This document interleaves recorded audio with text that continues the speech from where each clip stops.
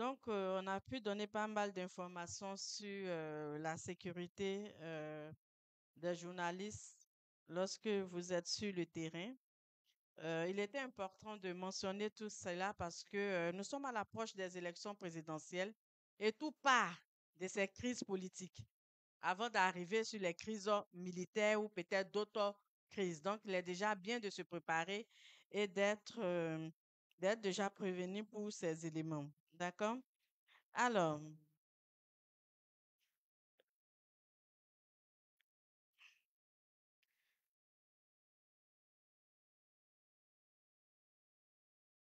j'ai une question. Lorsque une personne vous appelle pour vous donner une information en tant que journaliste, c'est parce qu'elle vous fait confiance ou pas? C'est parce qu'elle vous fait confiance. Est-ce que c'est ça, ça suffit? Allez-y. Il peut avoir une intention de manipulation derrière. Ce qu'il faut savoir, c'est que lorsqu'une personne vous appelle pour vous donner une information, la première question qu'il faut se poser, pourquoi moi? Je ne suis pas la seule journaliste. Pourquoi la personne s'intéresse particulièrement à moi? Et ça peut être quoi la réponse? Parce que vous me connaissez, oui. Il y a quoi d'autre? Il y a la confiance qui est là, oui. Par rapport aux médias, par rapport à l'influence, la crédibilité également. Parce que tout de suite, je me dis, si vous m'appelez en tant que ma camarade, la première question que j'ai me poser, pourquoi vous avez besoin de mon audience par rapport à mon média? Et ça doit être la question réflexe qu'on doit avoir, surtout à l'approche de ces élections présidentielles. Pourquoi c'est à moi, il vient confier telle information? Qu'est-ce qu'il attend de moi? Et à partir du moment où on devient méfiant, je ne dis pas qu'il faut rejeter tout de suite, faites cette confiance, tout ça. Ça peut exister une personne qui vous donne sans intention négative, mais il faut toujours garder une réserve. Pourquoi moi et pourquoi pas l'autre? Et moi, je me dis, chaque fois, si vous m'appelez, c'est parce que vous avez besoin de l'audience de mon média. D'accord? Pas moi personnellement. De toutes les façons, le jour où vous déposez votre plume, on vous dépose. On vous oublie, n'est-ce pas? Quand vous êtes à la retraite, c'est fini. On prend le plus jeune et c'est lui qui devient, voilà quoi. Donc voilà. Donc il faut toujours se poser ces questions et avoir toujours des réserves. Donc une source peut sembler crédible au début de la relation, mais elle finit souvent par tenter de vous manipuler. Et c'est toujours comme ça. Nos sources d'information sont souvent très crédibles, mais elles finissent toujours par nous manipuler à la fin. On tombe toujours dans la manipulation quelque part. Et je sais qu'on a tous été victimes. Vraiment, tu ne peux pas être journaliste et puis ne pas avoir vécu cette expérience. Je sais que nous avons tous été victimes ici. Donc, voici quelques signes qui doivent d'abord nous interpeller face à une source d'information, à une source qu'on considérait très crédible. Un, vous avez les signes d'alerte. Donc, elle donne des infos d'abord sans preuve. D'accord? La personne vous donne des informations sans preuve. Elle te dit quelque chose, mais ne montre aucun document, aucune image, aucune statistique vérifiable. Je prends un exemple. Le ministère annonce que 95% des électeurs sont venus voter, mais ne donne pas les procès-verbaux, ni les listes, ni les chiffres par région. Il faut s'en méfier. Elle parle comme si tout était parfait ou catastrophique. Généralement, ce genre de source, il faut s'en méfier. Son langage est trop exagéré, souvent alarmant. Soit tout est un succès incroyable, soit c'est une catastrophe totale. À partir du moment où vous voyez une personne très alarmiste ou peut-être qui parle de manière exagérée, ça doit pouvoir nous interpeller et ça va arriver. Je pense que même ça a déjà commencé et on sera vraiment encore de nouvelles victimes parce que nous sommes toujours des victimes, hein. Elle veut t'émouvoir ou te faire peur. Par moment, la personne veut te faire peur. Je te dis, voilà, tu vois, le ton change, ce n'est plus amical et autres, tout ça. Donc ça, par contre, il faut dire qu'il y a une intention qui est cachée, qui est derrière. Par exemple, quand vous dites, OK, j'ai compris, je vais essayer de recouper l'information, la personne peut tout de suite dire, ah, mais je vous donne l'information, qu'est-ce que vous voulez? Mais pourquoi vous ne voulez pas que je vérifie? C'est ça. Ben, si la personne veut, oui, oui, vous pouvez vérifier. Je pense que même si vous peut-être, vous allez peut-être au niveau de la KIDP pour pouvoir avoir des sous-informations, vous pouvez peut-être aller au niveau du ministère pour pouvoir avoir des sous-informations. Ça, je peux lever le doute. Mais si la personne dit, donc tu ne me fais pas confiance, c'est que je te dis, tu ne me crois pas, oui, je vous fais confiance, mais je garde des réserves. Il veut contrôler ce que tu veux dire. Il vous donne une information et il vous dit, avant de diffuser votre article, il faut m'appeler. Quand vous êtes en face d'une personne pareille, il faut s'en méfier parce qu'elle n'est pas forcément crédible. La personne parle au bon moment, trop bien synchronisée. Elle te donne souvent les infos juste avant le scandale, une élection ou une grosse annonce. Quelque chose va se passer tout à l'heure. Tu reçois un appel pour dire, ah, il y a un scoop pour toi. Dans 1 heure, le gouvernement va changer. Le président même va annoncer sa démission. Voilà. Et les gens vont sortir dans la rue. À partir du moment où la personne vous donne l'information, elle essaye de vous manipuler pour préparer votre public ou peut-être l'opinion à ce qui va arriver. Donc, il faut faire attention à ces personnes qui vous donnent des informations trop bien synchronisées parce que généralement, les sources ne synchronisent pas vraiment les informations. On vous donne des informations comme ça, à vous de vous démerder et de savoir exactement ce qui vous intéresse. Donc, ce sont des signes qui nous interpellent. Elle intervient de manière, elle est nerveuse, agressive, ou peut-être quand tu poses trop de questions, elle préfère ne pas parler et te dit c'est bon, ça suffit avec des menaces. Ça, par contre, aussi doit pouvoir nous interpeller. Et il y a plusieurs éléments qui peuvent nous interpeller. Peut-être vous avez des exemples que nous pourrons partager ensemble, mais c'est juste quelques points que j'ai mentionnés ici. D'autres ont d'autres éléments à nous partager. Ça, on doit se méfier des gens. Pas d'éléments. D'accord. Alors, également sur la source et la protection du journaliste en période électorale, surtout avec le genre, c'est-à-dire les femmes. Généralement, elles sont les personnes les plus exposées lors de ces couvertures médiatiques. Par exemple, un ministre vous appelle pour un scoop dans son bureau. Vous arrivez dans le bureau, vous, c'est un scoop. Je vous dis, viens, on peut pas se voir dans un café. Sinon, si on se voit dans un café, les gens vont savoir que ça vient de moi, tout ça. Viens rapidement au bureau, tout ça. Ou peut-être tu me trouves dans tel endroit. Parce que comme on n'a pas peur, on s'est dit, il faut partir partout chercher les informations. Il peut même te donner rendez-vous dans une chambre d'hôtel. Toi, tu vas dans le cadre de ton travail parce que tu n'as pas l'intention d'aller sortir avec la personne. Et lorsque vous arrivez, tout est fermé. Vous êtes que deux. Vous faites quoi? Après l'information. Et ça, c'est une belle réponse. En prenant l'information, nous sommes exposés. Parce que la personne va certes vous donner l'information.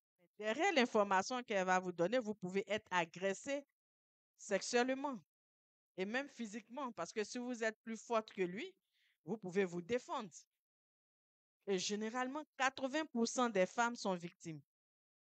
Même lors de la couverture des manifestations. Lorsqu'il y a des manifestations, il y a des débordements. Généralement, il y a des gens qui vont manifester, mais il y a des gens qui vont abuser de certaines femmes. Et comme les journalistes, très souvent, on est occupé à prendre peut-être le dictaphone ou autre, on ne fait pas attention aux pantalons. Vous vous rendez compte que soit votre fermeture éclair est descendue, et souvent les gens vous mettent la main. Mais comme s'il y a la foule, le temps de vous rendre compte, ils ont peut-être fini de mettre le doigt dans le sexe. Donc, pour vous dire que 80% des femmes en période électorale sont souvent exposées à ce genre de violation. Moi, je les caractérise de violation. Ou par exemple, un homme politique te dit, moi j'ai les résultats avant 20 heures, voici le PV, viens à mon bureau. Tu vois le PV, tu as toutes les informations. Mais ce scoop-là, ça coûte, il faut qu'on couche ensemble. Qu'est-ce que vous faites? Vous allez dire non, n'est-ce pas? Parce que vous êtes dans le cadre du travail. Mais est-ce que vous pouvez sortir? Est-ce que vous pouvez sortir? Et très souvent, on en parle très peu lors des couvertures. On se dit, bon, souvent, nous sommes provocatrices, tout ça et autres. La balle est toujours rejetée vers les femmes. C'est pas forcément ça. D'accord? Donc, les femmes sont les plus exposées. C'est pour ça il est recommandé, vraiment recommandé, lorsque on vous appelle pour vous donner une information, il ne faut pas marcher de manière solidaire quand vous êtes femme. Il faut toujours se faire accompagner. Si vous avez quelqu'un comme un petit Kofi, au bout de 3 minutes, s'il ne vous voit pas, il ira vous chercher. Il va se dire, il y a forcément quelque chose. Alors, j'aimerais savoir, il y a des femmes parmi nous, est-ce que certaines ont des expériences à partager? D'accord, continue.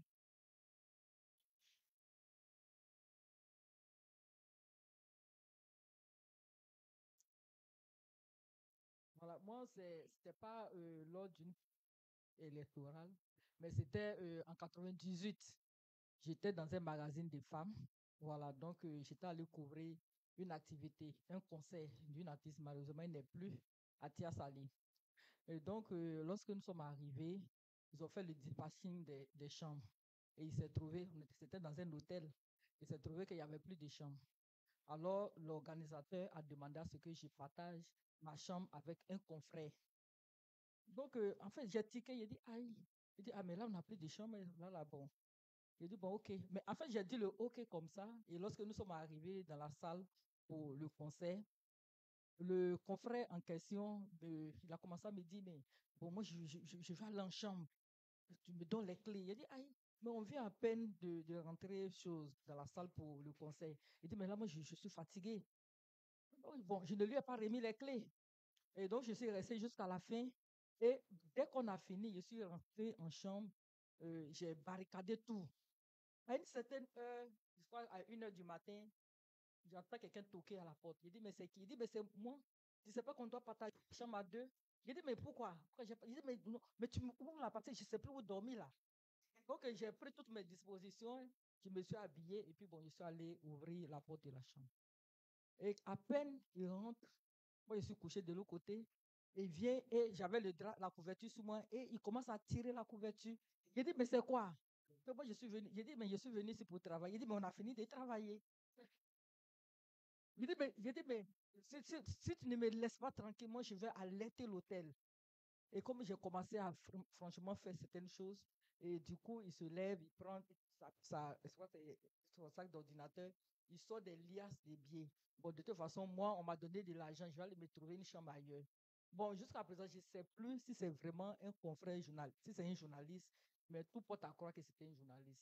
Mais au sorti de là, je suis allé, j'ai tout expliqué à ma patronne, et j'ai appelé l'organisateur, et puis bon, on a pu collaborer avec eux. C'est pour dire que nous, les femmes, franchement, nous sommes exposés. Il y a plusieurs cas comme ça où il y a un autre qui s'est retrouvé dans ma chambre. Bon, non, parce qu'on devait faire le rapport. C'est ça. À peine on finit le rapport, il dit, bon, lui, il a peur de dormir dans sa chambre, mais il va venir partager ma chambre. Il dit, mais pourquoi? Là, c'était à Miss Côte d'Ivoire, à San Pedro. Donc, franchement, c'est pas facile pour nous, les femmes. Voilà, donc c'est la petite expérience que je voulais partager avec vous. Mais partage d'expériences opportunes.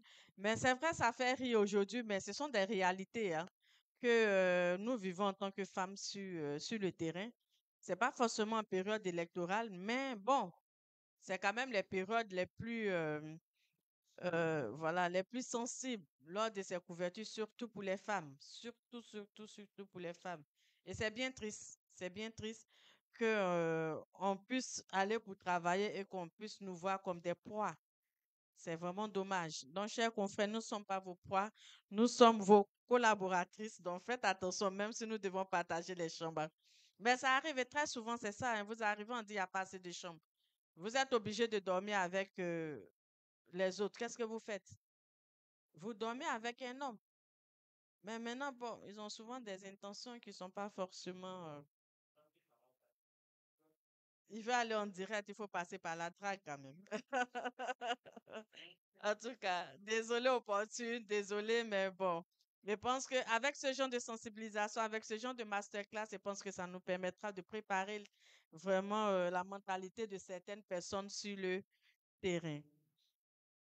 Alors, ça me permet d'arriver également sur la couverture, c'est-à-dire, nous sommes en période électorale. C'est sûr qu'il y aura des manifestations. D'accord? Il y aura des meetings.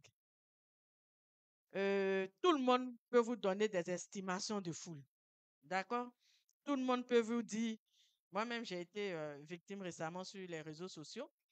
On peut vous donner des estimations, on peut vous donner des chiffres et autres, mais souvent ces informations sont manipulées. Mais moi-même, en tant que journaliste, est-ce que je suis formé à calculer une estimation de foule? C'est la question qu'il faut se poser. Oui? D'accord? Mhm. Oui. Si vous avez dit 10 000, c'est comme vous Mhm. avez dénombré. Et quand vous dites des milliers, bon, Mhm. ça peut un peu, Ce qui on est peut comprendre. recommandé, c'est de prendre des estimations Estimation. entre. Ça, journalistiquement, c'est recommandé. D'accord? On peut se tromper, mais on garde toujours une marge. D'accord? On garde toujours une marge. Voilà. Donc, on le dit. Mais est-ce qu'on sait calculer une foule? Il y a des techniques. Est-ce que vous connaissez ces techniques? Oui, oui, plus de l'estimation, c'est-à-dire on donne, voilà.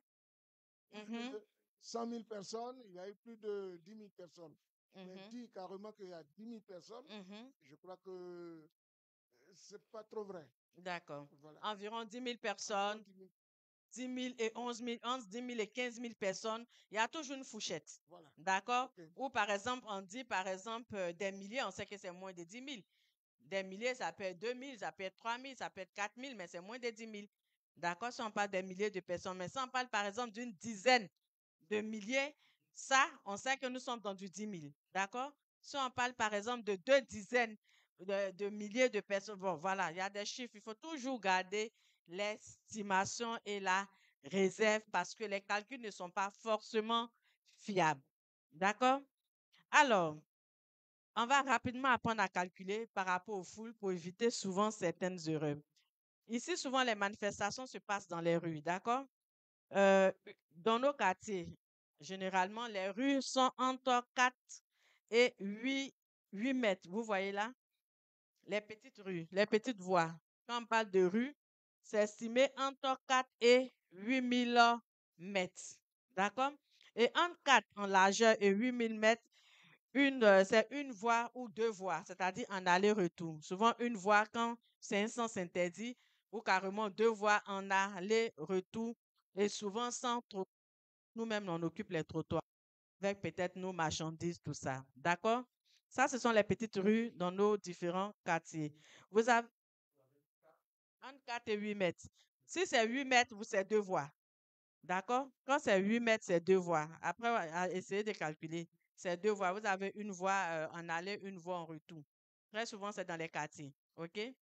Lorsque c'est dans une rue classique, c'est-à-dire de manière urbaine, d'accord? C'est entre 10 et 12 mètres. Ça vous fait souvent 5 mètres, 5 mètres. Mais en Afrique, souvent, ne sont pas sur du 10 mètres. Ils calculent sur du 12 mètres. En anglais, par exemple, vous allez voir que très souvent, ces rues urbaines sont de 10 mètres, 10 mètres. Les rues sont très étroites, très petites. D'accord? Mais en Afrique, très souvent, c'est autour de 12 mètres. Mais il faut prendre l'estimation entre 10 et 12 mètres. D'accord? Et ça vous fait deux voies, plus trottoir, plus terre pleine, centrale et haute. Il est important de connaître tout ça pour éviter de tomber souvent dans la manipulation parce que nous-mêmes, on peut faire nous-mêmes notre propre estimation. Vous avez les avenues. Tout ce qui est avenue, c'est entre 20 et 30 mètres. D'accord? Entre 20 et 30 mètres.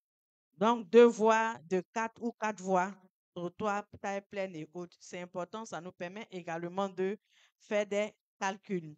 Tout ce qui est comme boulevard, c'est entre 30 et 50. D'accord? Alors, comment estimer la surface occupée? On revient un peu en mathématiques, on retourne à l'école. D'accord? Comment on peut estimer la surface occupée? Pour estimer la surface occupée, c'est longueur multipliée par largeur selon le mètre carré qu'on aura estimé. D'accord? Exemple, avenue de 200 mètres de long sur 20 mètres de large. Ça nous fait combien de mètres carrés? Une avenue de 200 mètres de long sur 20 mètres de large. Ça nous fait combien de mètres carrés? Ça nous fait 4000 mètres carrés. D'accord? Et si on veut estimer le nombre de personnes qui occupent au fait cette voie, le calcul il est simple. Il faut partir sur ce qu'on appelle la densité. D'accord? Par mètre carré. Lorsque la densité elle est faible, c'est-à-dire c'est environ 1 mètre carré. D'accord? Je peux marcher et tendre ma main. Si je peux marcher et tendre ma main, que je ne touche personne, ma densité est mesurée à 1 personne par mètre carré. Lorsque la densité elle est moyenne, dans le mètre carré, ça me fait environ 2 personnes par mètre carré. C'est-à-dire, si je tends ma main, je dois être à mesure de toucher une personne en face de moi. D'accord? Ça, elle est moyenne. Lorsque la densité, elle est forte, c'est entre 3 et 4 personnes par mètre carré. Ce qui veut dire que même si je tends ma main, c'est-à-dire je ne peux pas la tendre normalement. D'accord? Et là, la densité passe entre 3 et 4 personnes le mètre carré. D'accord? Donc, on a calculé, ça nous fait environ 4000 mètres carrés. Si nous prenons la moyenne d'une densité, on prend une densité, c'est là? C'est celui-là.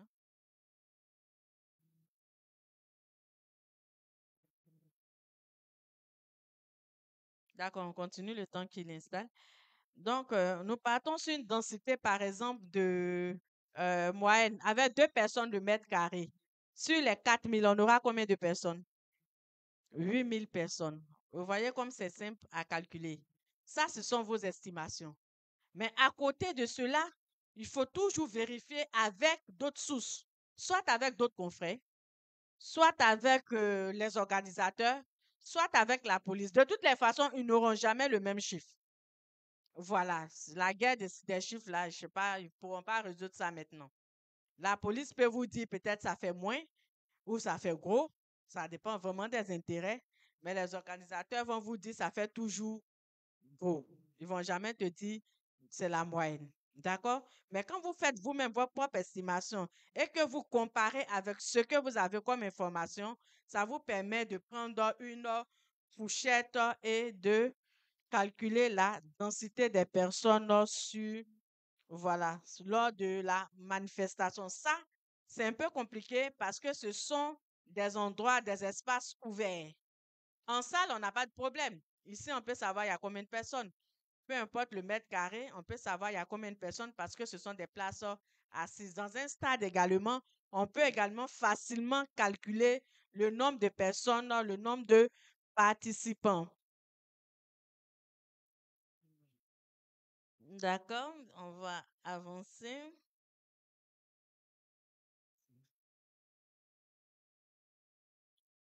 Aussi, comme je disais, nous sommes en période. Oui, allez-y.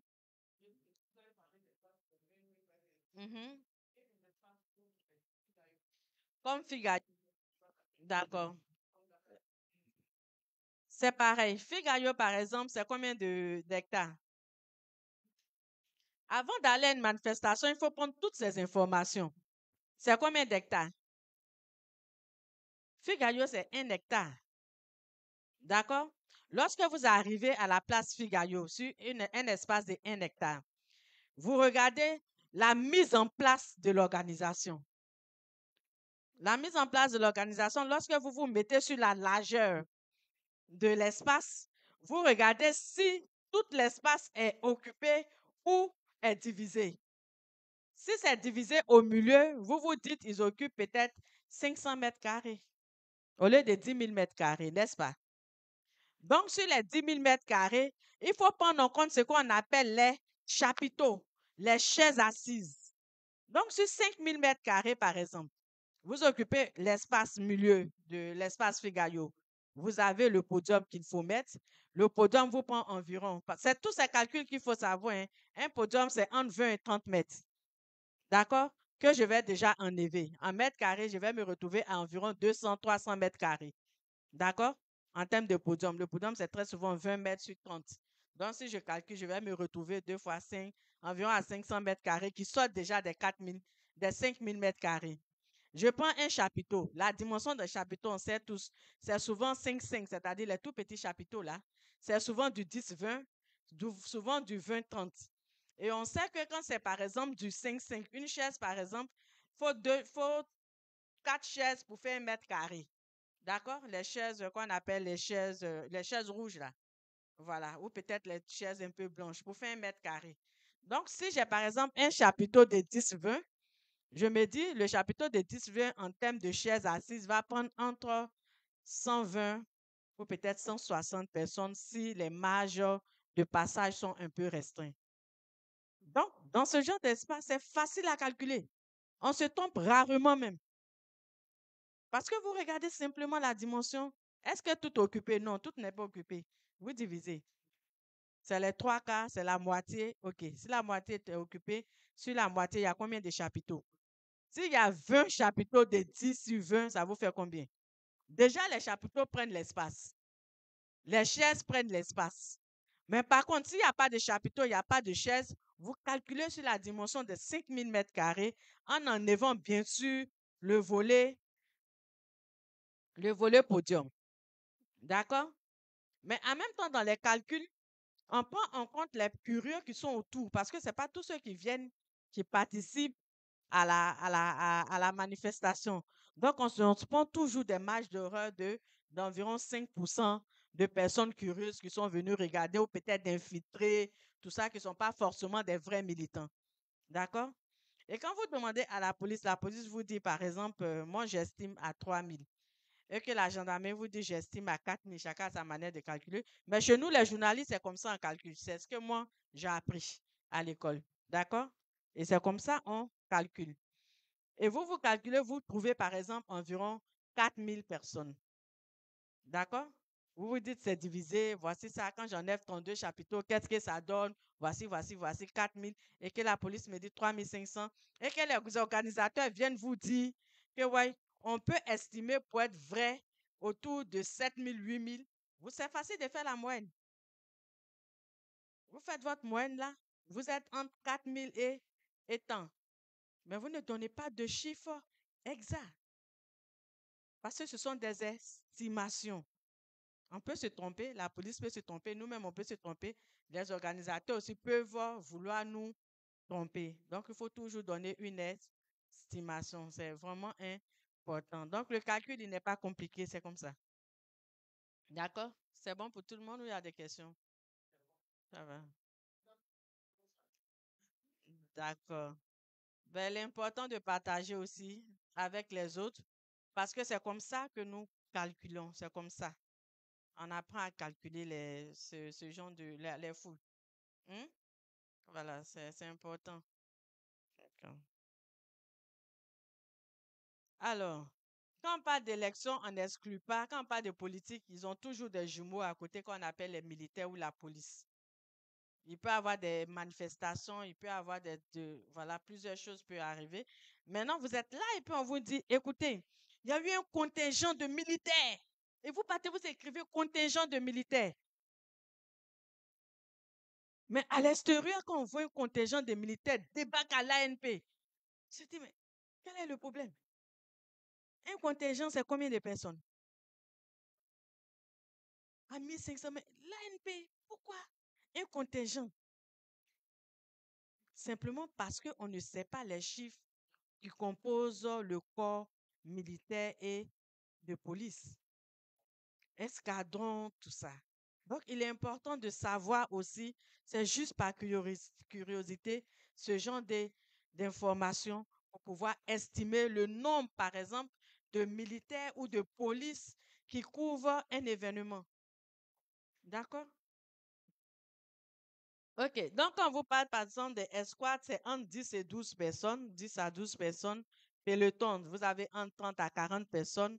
Compagnie, 10 à 50 personnes. Bataillon, 300 à 800 personnes. Régiment, 800 à 1200. Brigade, 2000 à 4000 personnes. D'accord? Sinon, il ne faut pas dire toute la brigade est arrivée chez moi. Vraiment, si toute la brigade arrive chez vous, c'est que vous vivez dans un château vraiment qui peut accueillir au moins entre 2000 ou 4000 personnes. D'accord? Il est important d'avoir ces chiffres déployés lors des manifestations pour utiliser souvent le code exact et le mot qui marche avec. Question rapide. Si sur une manifestation, nous avons environ 300 personnes lors d'une manifestation, ça nous fait combien de compagnies? Environ combien de compagnies? Lors d'une manifestation, il y a environ 300. Ça nous fait combien de compagnies? Deux ou trois compagnies. Parce que si on passe sur 150, ça nous fait deux compagnies. Si on va sur du 100, ça nous fait trois compagnies. Donc, trois compagnies fait un bataillon. D'accord? C'est bon pour tout le monde ou il y a des questions? C'est bon? Après, je pourrais mettre ces éléments à votre disposition. Ça vous permet de distribuer aussi dans vos rédactions pour qu'on puisse comprendre plus ou moins comment les choses fonctionnent. Alors, il est aussi important de voir les véhicules. Souvent, on entend des reportages pour dire plusieurs blindés, plus. Souvent, on confond des choses. Ou peut-être on nous appelle pour dire non, il y a des blindés devant la porte de tel président, de tel homme politique. Il faut déjà savoir exactement comment les choses se déroulent. D'accord? Donc, ici, quand on parle, par exemple, les camions bâchés, souvent 4x4 là, c'est entre 20. Souvent, vous avez des camions un peu fermés derrière, tout ça, où maintenant on ne couvre plus. Souvent, les CRS ou la BAE utilisent. Voilà. Donc, très souvent, ça prend entre 20 et 30 soldats. Vous voyez, souvent, ils sont alignés comme ça. Si vous arrivez sur une manifestation, qu'il y a au moins 3 véhicules comme ça, vous n'allez pas partir me parler de choses, comme on appelle ça, d'un bataillon, n'est-ce pas? On va se dire peut-être 2 compagnies ou bien peut-être 3 compagnies étaient peut-être présents lors de la couverture de ces manifestations et nous sommes à l'abri de la manipulation des hommes politiques. Parce que les hommes politiques peuvent nous dire on a sécurisé leurs manifestations avec 2 bataillons. Tout de suite, je dis, comment vous pouvez sécuriser avec 2 bataillons? Ça me fait combien de personnes? D'accord? Juste une manifestation qui se tient sur 700 mètres. Attention. Donc, du coup, ça m'interpelle. Il y a des réserves. Mais si on envoyait, par exemple, 5 compagnies ou bien 3 compagnies ou 4 compagnies pour la sécurisation de la manifestation sur une distance de 700 mètres, 750 mètres, voilà, je peux vous croire. Et puis après, je vais maintenant recouper mon information pour être sûr de l'information que vous nous communiquez. Et nous allons avoir affaire à ce genre d'informations durant cette période électorale parce que les manipulateurs politiques vont nous donner des chiffres, des estimations ou des noms qui ne sont pas corrects et qui vont souvent, et on va les aider à propager ces désinformations. D'accord? Je mettrai tout ça à votre disposition. OK? Oui? Ce qu'il aussi faut savoir pour une patrouille, par exemple, quand on vous dit il y a une patrouille il y a eu patrouille dans mon quartier avec 2 bataillons, bien une compagnie, c'est faux. Parce qu'une patrouille, c'est environ entre 6, 7, 8, 9 personnes ou 10 personnes au maximum. D'accord? Donc, si quelqu'un vient vous dire, s'il y a peut-être 2 véhicules de patrouille, OK. Mais s'il vient vous dire, il y a 2 véhicules de patrouille avec un camion bâché, il n'a pas dit vrai. Très souvent, c'est utilisé pour le maintien d'ordre, pas pour les patrouilles. Ça, ce sont les différents véhicules blindés. Je dis que nous allons avoir affaire vraiment aux militaires parce qu'il dit politique, parle de police, parle des militaires. Donc, il y a ces formes de blindés également. Vous allez remarquer la récente crise avec l'Iran. Avant-hier, qu'est-ce qui s'est passé au niveau de l'Iran? Qu'est-ce que l'Israël a fait?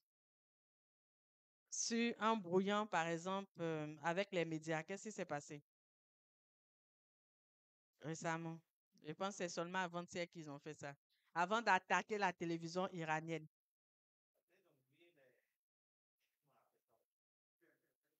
Non, ils n'ont pas coupé. Eux, ils sont plus à ce stade-là. C'est nous, on coupe Internet actuellement. Eux, ils ont fini. Ils sont même plus à ce stade-là. Ils coupent Internet. Mais alors, écoute, qu'est-ce qu'ils ont fait? Effectivement, ils ont brouillé les productions, c'est-à-dire ils ont brouillé au fait les émetteurs. D'accord? Et ils ont envoyé eux-mêmes des informations qui sont diffusées avec des, comment dirais-je, avec des plateaux exacts. Quand vous regardez, vous pensez que c'est la télévision iranienne. Donc, des informations qui ont commencé à circuler sur les réseaux sociaux et qui ont même fragilisé, tu vois, non, certains soldats en poste à la télé. Vous voyez un peu. Bon, peut-être nous ne sommes pas encore arrivés à ce stade, mais soyons prêts. Soyons prêts.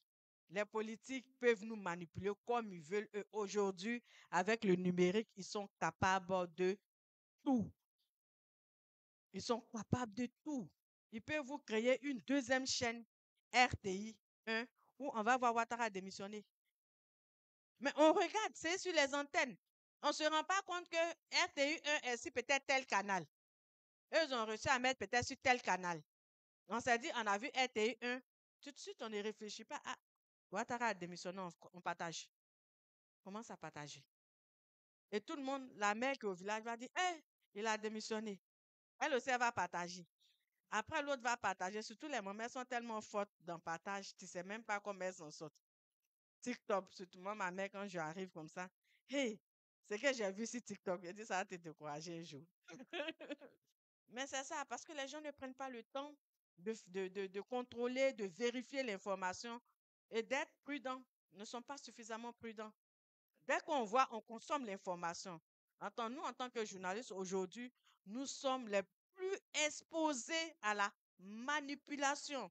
Et un journaliste, face à l'information, doit pouvoir vraiment réfléchir. Aujourd'hui, nous ne sommes plus à l'heure des scoops. Vraiment, ça, c'est pour les réseaux sociaux. Nous sommes à l'heure des analyses, des calculs, pour ressortir les informations complémentaires des faits que nous voyons. Parce que si on veut courir derrière les scoops et être en train de courir au même rythme que les réseaux sociaux, on va s'essouffler. Parce qu'on ne peut pas. On voit, on distribue, on voit, on distribue. Nous, on doit faire ce qu'on appelle le traitement. Et derrière le traitement, ça passe par toutes ces informations, tous ces calculs qu'il faut déjà savoir. C'est pas compliqué. Quand on s'intéresse, on trouve et on sait plus ou moins comment partager nos informations. Alors, je pense que je suis déjà à la fin. Donc, la protection des sources est essentielle à la liberté de la presse. La solidarité entre journalistes, c'est très important. La solidarité entre nous est important en période électorale. Soyons vigilants et je l'ai dit, soyons outillés. Il faut aller chercher. Il faut être vigilant, il faut être outillé et il faut briser la confiance entre nos sources d'information parce qu'aujourd'hui, on ne peut plus se fier à nos sources à 100%. C'est-à-dire, on a besoin de ces sources parce que qui sommes-nous sans les sources d'information? Rien. Mais il faut briser au fait cette confiance à 100%. Si c'est à 100%, il faut arriver à 80%. Et puis maintenant, les 20%, la marge de réserve qui nous permet d'aller recouper l'information et venir traiter cette information et la diffuser. Ce qu'il ne faut pas oublier, c'est que notre source d'information, elle est d'abord crédible et fiable au début, mais elle finit toujours par nous conduire vers la manipulation et 99,99% des journalistes ont déjà été victimes de ce genre de manipulation. Pas parce qu'ils le voulaient, parce qu'ils ont eu confiance au mot confiance. J'aimerais terminer sur ça. Merci, madame.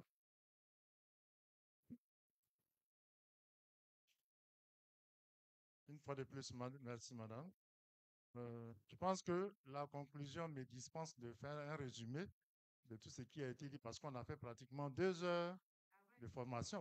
Oui, on a fait plus de 2 heures même de formation. Une formation assez fournie, assez dense, où Madame Camara a évoqué les différentes sources. Il faut savoir collaborer avec les différentes sources. Il faut être prudent. Parlant de la sécurité des journalistes, elle a évoqué les typologies, la typologie des menaces physiques, des menaces numériques, des menaces institutionnelles. Et donc, elle a terminé par un éclairage sur les termes techniques militaires. Qu'est-ce qu'un contingent? Qu'est-ce qu'une compagnie? À quel moment on parle de compagnie? À quel moment on parle de contingent? Je pense que ce volet est essentiellement important parce que souvent nous employons des termes qui ne sont pas appropriés. On emploie des termes qui ne sont pas appropriés et cette formation est la bienvenue. Je voudrais encore qu'on l'applaudisse avant qu'on ne passe aux questions. Merci, madame. À présent, nous allons ouvrir une liste de trois intervenants pour plus d'éclairage sur les 2 heures de communication. Le premier intervenant,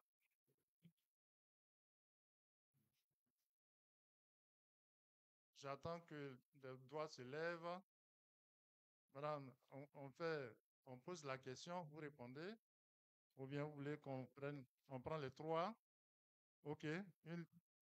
Monsieur Guy Famin, de l'ANP, vous vous présentez et puis vous posez votre question.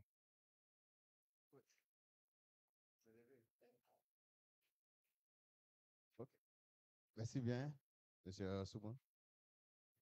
Moi, j'ai bien écouté Marc Lumara, celle que j'admire beaucoup, mais tout dernièrement, j'ai suivi un reportage. Et c'était lors du meeting à Yopougon, du 31 mai Cap Côte d'Ivoire.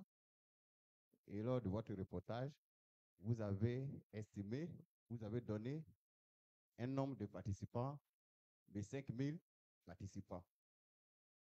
Et ce jour-là, vraiment sur les réseaux sociaux, les militants ou sympathisants de Cap Côte d'Ivoire vraiment vous ont tapé. Vous ont tapé et en même temps, il y a un cacique du PDCI que j'avais vu sur les réseaux sociaux, notamment Lia Kofi, qui dit avoir adressé un courrier à France 24 demandant qu'on vous sanctionne.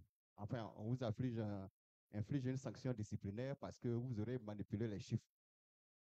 Et au-delà, je voulais savoir, à travers ce que vous avez fait, comme exemple au calcul, est-ce que ce que le monsieur a dit est faux ou vrai? Quelle a été la réaction? Enfin, ou du moins, comment avez-vous accueilli cette réaction de militants ou sympathisants de TAP Côte d'Ivoire? Et quelle a été la réaction de votre média? Et enfin, qu'est-ce que vous pouvez dire à l'opinion comme droit de réponse? Merci, madame. Merci, monsieur Famin. Madame Opportune, il y a une main levée devant ici.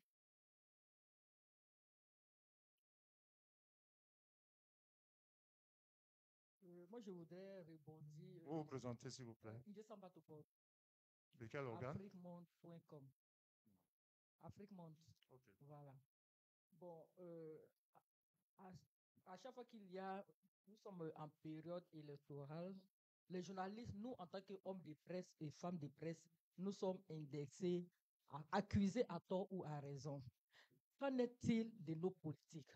Quand déjà des politiques qui, au cours d'un meeting, ont tendance à insulter leur adversaire. Je parle des deux bords. Nous, en tant que journalistes, on nous demande généralement de désarmer nos plumes et nos politiques. Qu'est-ce qu'il en est pour nos politiques? C'est la question que je voudrais dire. Merci. Merci, il y a une main derrière.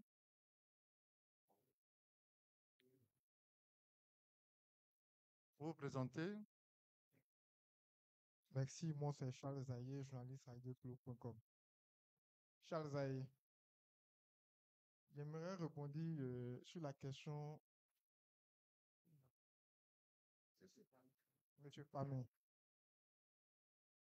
le CAP a eu son meeting et vous avez donné un chiffre. Le P-Congrès du RHDP a eu lieu le 15 juin 2025. J'aimerais savoir, les chiffres que vous avez donnés sont les mêmes chiffres avec le P-Congrès du RHDP le 15 juin 2025. Voilà ma question.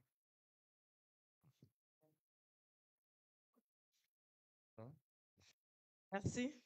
Ben, on ne va pas faire un élan de procès, hein. Je pense que j'ai partagé l'expérience pour que ça puisse servir à tout le monde. D'accord?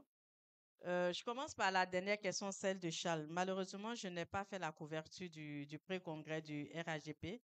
J'ai simplement couvert l'activité du CAP à la place Figayo. Voilà. Si j'étais là-bas, j'allais faire la même chose que j'ai fait au niveau du CAP. D'accord? Ok. Alors, Monsieur Guy de l'ANP, meeting Mario Pougon, un nombre de 5000 participants. Est-ce que, selon moi, la personne a dit vrai ou faux? Je ne suis pas là pour juger. Il faut laisser chacun penser ce qu'il veut. Vraiment, moi, je peux voir du 10 000 personnes et vous, en face de moi, vous pouvez voir 5 000 personnes. Et comme je l'ai dit, chacun a sa manière de calculer les choses et il faut sortir des écoles. Ça dépend de mon école. D'accord? OK. Mais ce qu'il faut savoir, c'est que lorsque vous couvrez ce genre d'événement dans un espace ouvert, la première des choses, d'abord, il faut d'abord demander aux organisateurs. Et c'est la chose que j'ai faite. D'accord? Demandez aux organisateurs à combien vous estimez le nombre de personnes lors de votre événement. Après, il y a les forces de l'ordre. Généralement, la police et la gendarmerie n'ont jamais les mêmes chiffres.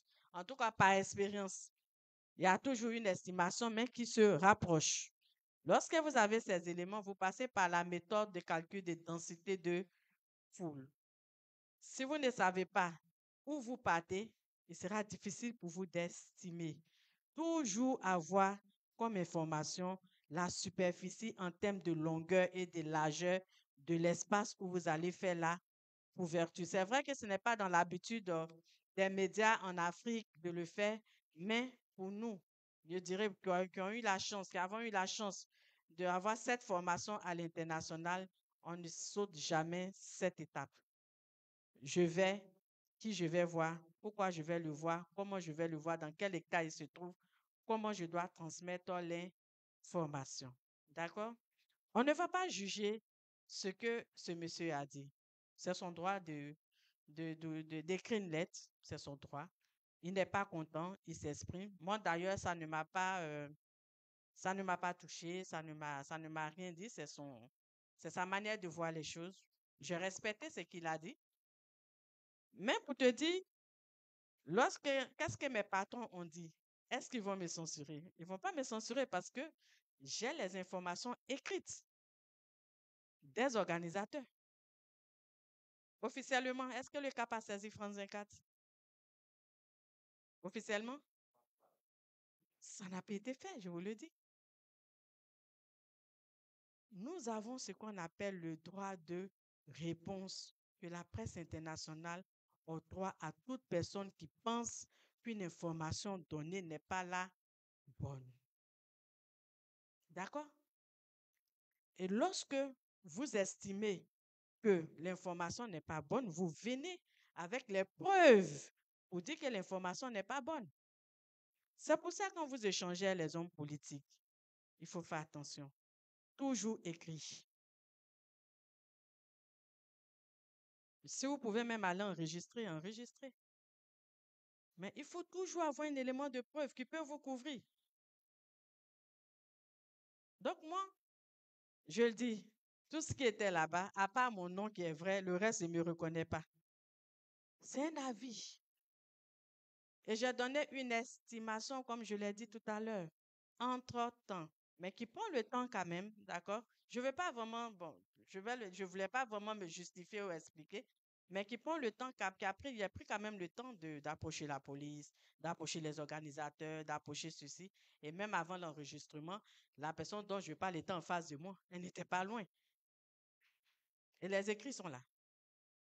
J'aimerais vraiment m'arrêter là, mais pour vous dire, ayons toujours des éléments, un élément matériel de preuve lorsque nous avons affaire aux hommes politiques.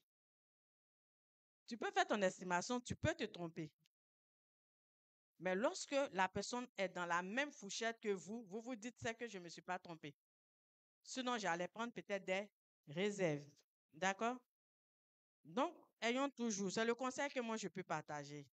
Lorsque nous échangeons sur cette période électorale par rapport à la sécurité des journalistes, parce que vous pouvez vous faire menacer, vous pouvez vous faire insulter, ils vont vous traiter de tous les noms, surtout pour les femmes, c'est pas facile, tout ce qu'on peut dire, ils diront de vous, mais oh, à partir du moment où moralement vous vous sentez bien, vous n'avez aucun problème avec votre conscience professionnelle.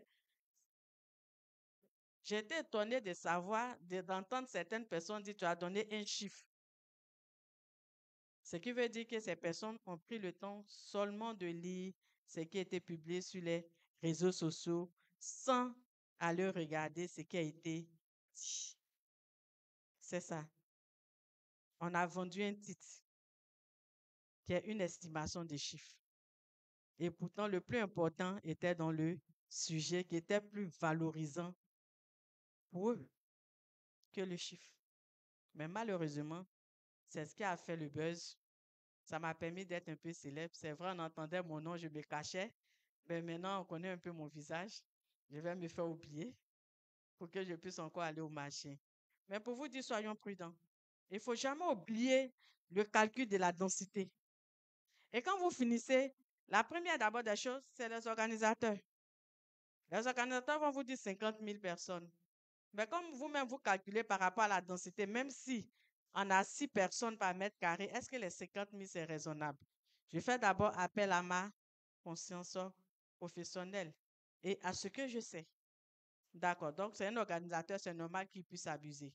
Tu ne l'accuses pas. Tu approches peut-être les forces de l'ordre qui vont vous donner peut-être une estimation. Mais il y a même nos confrères qu'il faut aussi demander. Ah, toi, tu estimes à combien? Je peux me tromper. Le confrère va dire, ah, moi, j'estime à tant. Tu demandes à peut-être 2, 3 personnes, mais toujours prendre le temps de vérifier. Pour vous dire, je ne me sens pas inquiète et je respecte l'opinion de cette personne. C'est son droit d'écrire une lettre ouverte quand on n'est pas content. C'est son droit. La seule chose, peut-être, c'est peut-être les injures, peut-être les menaces, mais à partir du moment où vous pensez avoir travaillé de manière correcte, tant mieux. Voilà. Ça me permet de rebondir sur la question de opportune. Nous sommes indexés, accusés à tort. C'est ce qui est intéressant dans notre métier. C'est-à-dire, aujourd'hui, quand vous serez bleu, demain, vous serez vert, après-demain, orange, et vous faites le tour de la carte de la Côte d'Ivoire. Et à partir du moment où on commence à vous donner peut-être une identité, après peut-être chaque événement, dites-vous que vous travaillez de manière professionnelle, ce qui veut dire que vous êtes correct. D'accord? Effectivement, nous sommes indexés, accusés à tort. Quand vous parlez, par exemple, des hommes politiques qui ont tendance à insulter et on dit que c'est nous, on doit désarmer notre plume. Oui, on doit désarmer notre plume à partir du moment où nous ne sommes pas le relais de ces injures. Parce qu'on les encourage parce que nous sommes le relais de ces diffamations. On les encourage parce que nous sommes le relais de ces injures. Comme je le disais dès le début, on peut donner l'information sans dire les mots. Si je vous ai traité de vilaine ou de... Je ne suis pas obligé de venir dire que Opportune traite ma camarade de monstre. Tu vois? Je peux trouver des tournures de mots pour dire, voilà, voici ce que Opportune pense, voilà, de ma camarade et autres. Mais sans forcément utiliser le mot qui peut peut-être susciter des crises plus tard. D'accord? Donc, si nous sommes sur ces couvertures, la seule chose qu'il faut d'abord faire, il faut désarmer ses oreilles d'abord, parce que c'est par l'oreille que ça commence. On commence par désarmer nos oreilles, mais en même temps, désarmer par la suite, parce que c'est ce qu'on a entendu qui nous permet de rédiger. Donc, après, on va désarmer notre plume et on ne fait pas le relais de ces diffamations et de ces injures. À partir du moment où on fait, nous sommes coupables et on peut subir les préjudices que ces personnes également vont subir. Je pense qu'elle a posé les 3 questions, c'est bon? Oui, c'est bon. Commencez par Charles. Pour aller dans le sens de Mme Camara, relativement à la question de la consoeur de Afrique Monde, en août 2023, l'ANP avait organisé une grande session de son académie autour du thème politique, leaders religieux, acteurs de la société civile. Qu'attendez-vous de la presse pour des élections apaisées? Et je vous rapporte ce qu'un acteur politique a dit, je le reprends. Souvent, nous, les hommes politiques, nous sommes gênés quand, après nos meetings, nous voyons certains propos que nous avons tenus et que vous, les journalistes, vous les mettez à la une de vos journaux. Vous comprenez cela? L'homme politique, il est dans son rôle d'homme politique. Il peut tenir des propos incendiaires. Comme elle a dit, c'est la manière de traiter l'information. Et ne pas être cru. S'il a dit des mots crus, est-ce qu'on va rapporter ces mots crus sur la place publique pour envenimer la situation? Donc, c'est à nous, à notre responsabilité sociale, qu'il faut faire appel en traitant l'information, en rapportant. On peut même rapporter les mêmes propos, mettre dans des termes qui n'enflamment pas. Voilà un peu ce que je voudrais ajouter à sa contribution. On va ouvrir la deuxième liste de trois personnes. Une deuxième liste.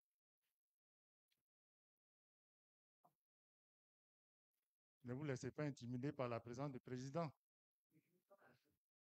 Président, on a pratiquement fini.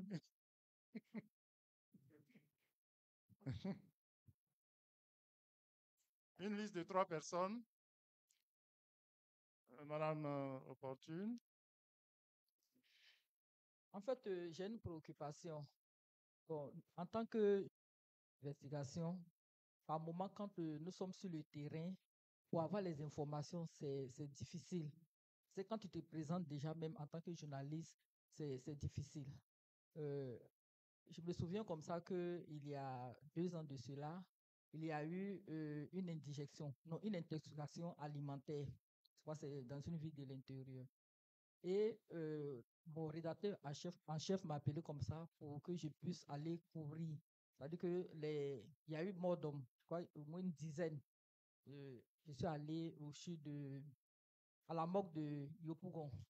Et lorsque je suis arrivé, je me présente et on me dit non, il n'y a pas de mort ici. Non, c'est une fausse information. Mais là, j'étais obligé d'aller maintenant voir un vigile. Et le vigile m'a dit comme ça que non, effectivement, il y a des morts ici. Donc, nous, en tant que journalistes, c'est un peu compliqué. Or, on nous dit dans la formation que le journaliste ne doit pas se comporter comme un policier. Voilà, ça veut dire qu'on doit forcément décliner notre identité et puis bon, avoir les informations. Dans ce cas d'espèce-là, où il est vraiment difficile d'avoir des informations, c'est quelle position adopter, le comportement adopté. Merci.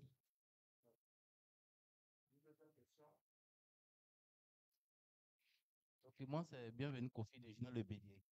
Bon, je voulais savoir, en tant que je suis peut-être dans la rue en train de marcher et que je vois des corps sans vie, dont la police criminelle a tué des bandits, par exemple. Est-ce que sur le champ, je peux aller prendre des images directement ou bien il faut demander d'abord la permission de la police?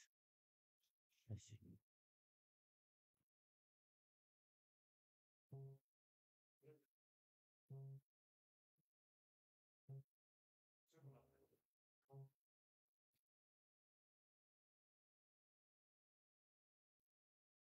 Je vais poser ma question journaliste, hein, et je travaille dans asumakwasi.com. Donc, on sera aux élections. On sait qu'on a déjà parlé de la manipulation de tout ce qu'on veut concernant les sources d'information. Et on nous a toujours dit que citer des sources crédibilise l'information, mais il y a des cas où peut-être les cités peuvent être risquées. Est-ce que vous pouvez nous dire dans quel cas, puisque nous serons dans cette période-là, il y aura beaucoup d'informations qui vont circuler sur les candidats de part et d'autre, ou peut-être même sur leur soutien.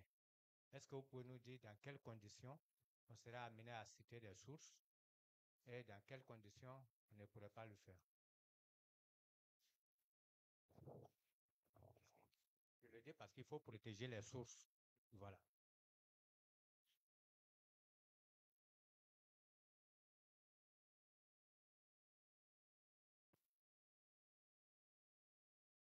On commence par qui?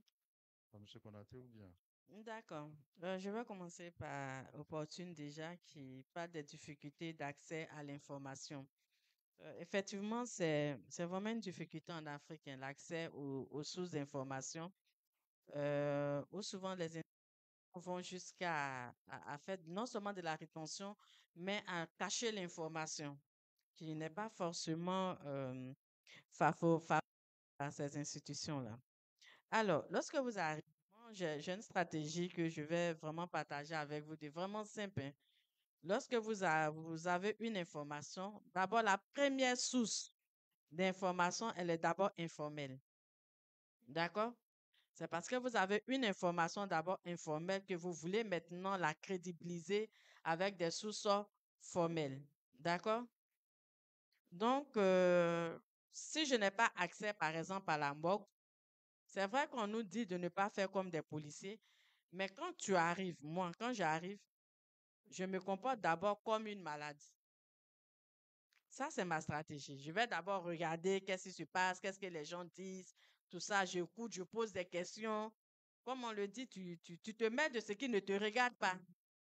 Ça te permet de collecter un certain nombre d'informations, mais en même temps, d'identifier une personne parmi ces personnes-là qui pourra te parler facilement. Et quand c'est comme ça, vous appelez la personne tranquillement à côté pour dire, ah, c'est vrai, vous avez dit ça, vous avez dit ça. Moi, je suis journaliste. Je peux ne pas te citer parce que tout à l'heure, monsieur doit parler de ne pas citer les sources. À partir du moment où vous savez, ça me permettra de répondre en même temps à votre question.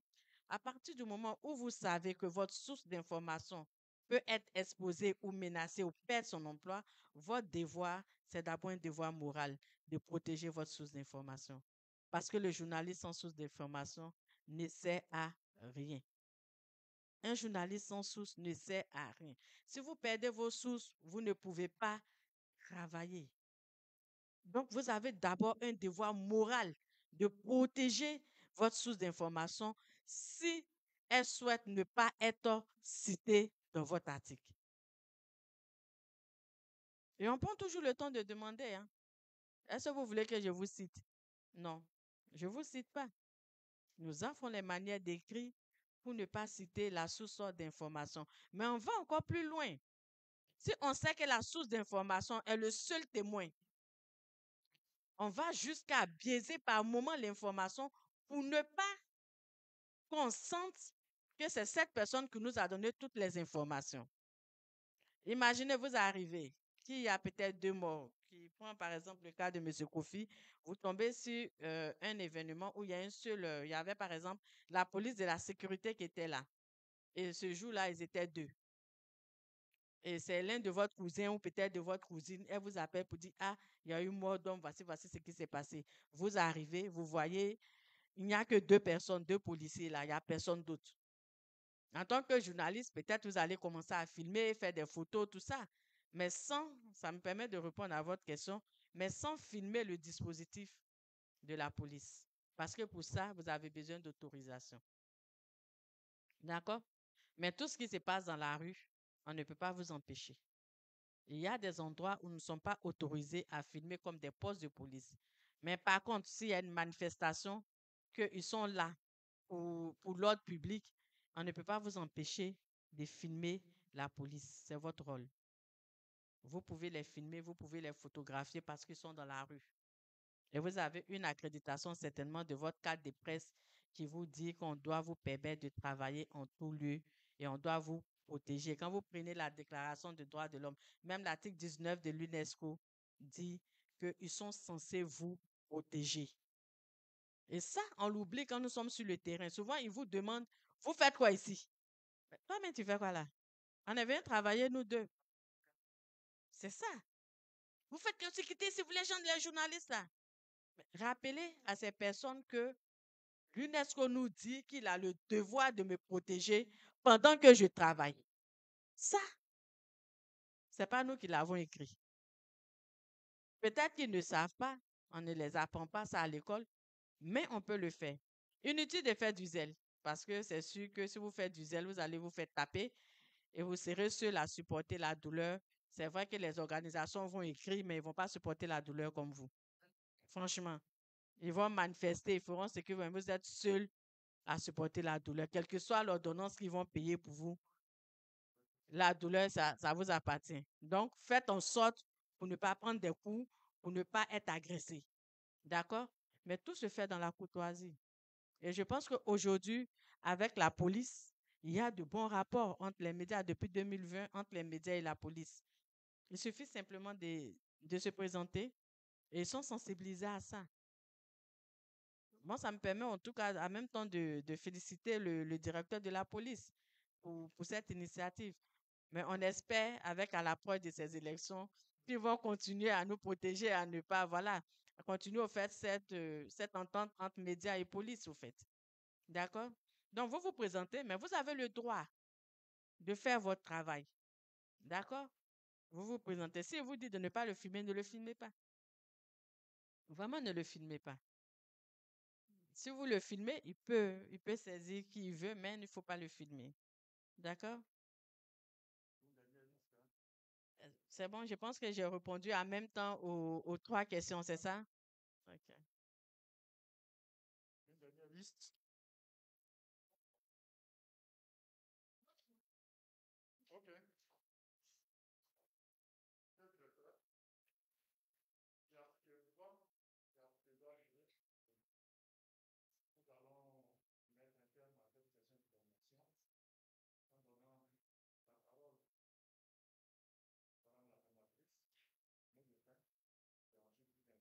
Donc, est-ce que vous pouvez dire?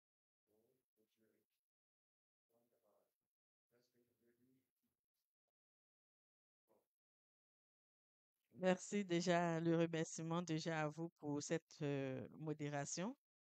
Le remerciement également aux auditeurs qui ont accepté, malgré l'ancienneté, malgré l'expérience, ont accepté de venir ajouter à leurs connaissances. Et c'est la seule chose que nous avons, c'est la seule richesse que nous avons, apprendre et partir avec ce que nous avons et partager avec les autres. Donc, je tiens vraiment à vous féliciter et à vous remercier d'avoir écouté et j'espère avoir répondu favorablement à vos attentes. Si ce n'est pas le cas, on pourra continuer en inbox. Vous pouvez compter sur moi. On peut se parler. Remercier l'ANP pour la confiance. Remercier l'ANP à travers le président pour la confiance et surtout de m'avoir associé au fait à ces masterclass permettre de partager nos expériences parce que j'ai appris de vous, vous avez également appris de moi. Ma dernière phrase sera la crédibilité. La crédibilité dans nos productions. Et la crédibilité dans nos productions nous permet d'être rigoureux et professionnels. Si nous sommes rigoureux et professionnels, c'est vrai, on est forcément, nous ne sommes pas toujours à l'abri des coups, mais à partir du moment où vous êtes en paix avec votre conscience, vous êtes en paix avec votre production, vous n'avez rien à vous reprocher. Soyons vigilants, soyons prudents et comme je l'ai dit, essayons de détruire un peu la confiance vers ces personnes qu'on estime nous donner des informations et surtout avoir toujours des réserves avant de publier les informations. C'est la seule différence entre nous et ceux qui sont sur les réseaux sociaux. Je vous remercie.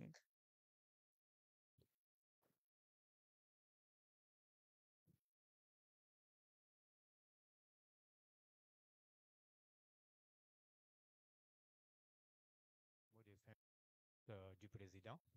Je crois qu'il a quelques contraintes. Et il est 12h30. Nous étions censés finir à midi. C'est ce qui était écrit sur les documents.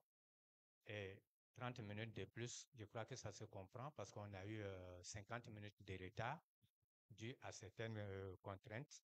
Je voudrais présenter les excuses de l'ANP pour ces désagréments qui ont été causés.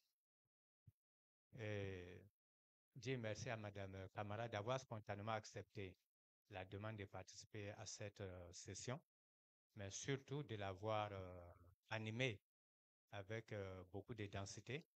Et je pense que la participation depuis le départ jusqu'à la fin de la participation active des journalistes montre bien qu'ils étaient intéressés par ce thème. C'est d'autant plus intéressant que c'est une période qui sera beaucoup risquée.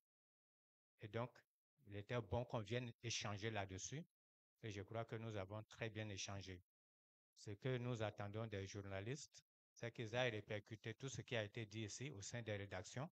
Parce que quand ils viennent pour le compte de la rédaction et il doit avoir un retour auprès des autres confrères pour que ceux qui n'ont pas pu être là puissent bénéficier des conseils qui ont été donnés, de ce qui a été dit, et ça peut les aider. Je voudrais remercier en tout cas tous ceux qui sont venus à la session d'aujourd'hui, qui était la suite de la session passée, qui était l'accès aux sources. Et aujourd'hui, c'était comment nous protégeons les sources et comment nous nous protégeons nous-mêmes sur le terrain. Merci à tout le monde. C'est vous qui aurez le dernier mot peut-être pour dire bon retour à tout le monde. Merci beaucoup, Madame Camara. J'aimerais terminer pour dire que pour ceux qui sont là habituellement, et même pour ceux qui arrivent aujourd'hui, que nous avons un rituel de fin. Donc, on se comprend et on se voit après pour le rituel. Ça se fait dans le bois sacré. Merci beaucoup. Mais avant ce rituel, je crois qu'il y a une photo mémorielle avant qu'on aille dans le bois sacré. Sur ce, merci d'être venu et bon retour à vous. Au mois prochain.